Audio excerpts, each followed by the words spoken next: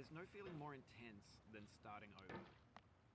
If you deleted your homework the day before it was due, as I have, or if you left your wallet at home and you have to go back after spending an hour in the commute.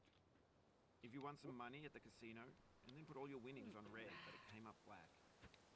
If you got your best shirt dry cleaned before a wedding and then immediately dropped food on it. If you won an argument with a friend and then later discovered that they just returned to their original view. Starting over is harder than starting up. If you're not ready for that, like if you've already had a bad day, then what you're about to go through might be too much. Feel free to go away and come back. I'll be here. Alright, thanks for coming with me on this trip. I'll understand if you have to take a break at any point. Just find a safe place to stop and quit the game. And don't worry, I'll save your progress, always, even your mistakes. This game is a homage to a free game that came out in 2002, titled Sexy Hiking.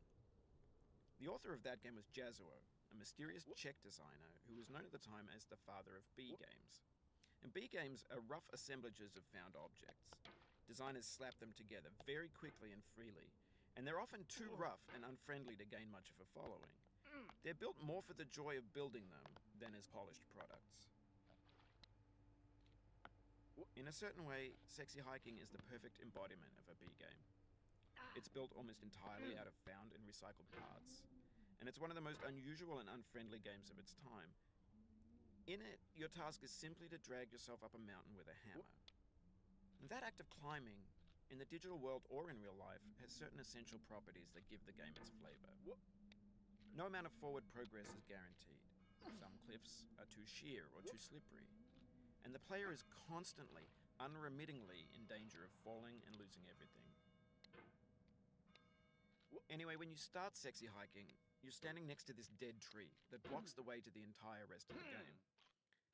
It might take you an hour to get over that tree, and a lot of people never got past it. You prod and you poke at it, exploring the limits of your reach and your strength, trying to find a way up and over. And there's a sense of truth in that lack of compromise. Most obstacles in video game worlds are fake. You can be completely confident in your ability to get through them once you have the correct method or the correct equipment or just by spending enough time. In that sense, every pixelated obstacle in Sexy Hiking is real. The obstacles in Sexy Hiking are unyielding, and that makes the game uniquely frustrating. But I'm not sure Jazuo intended to make a frustrating game.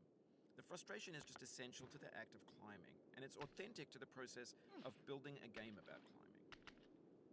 A funny thing happened to me as I was building this mountain.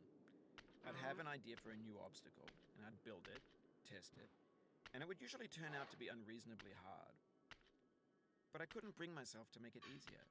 It already felt like my inability to get past the new obstacle was my fault as a player rather than as a builder.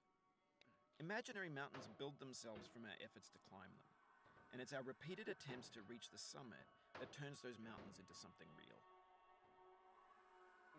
When you're building a video game world, you're building with ideas, and that can be like working with quickset cement.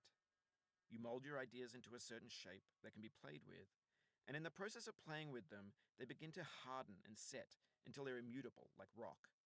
And at that point, you can't change the world, not without breaking it into pieces and starting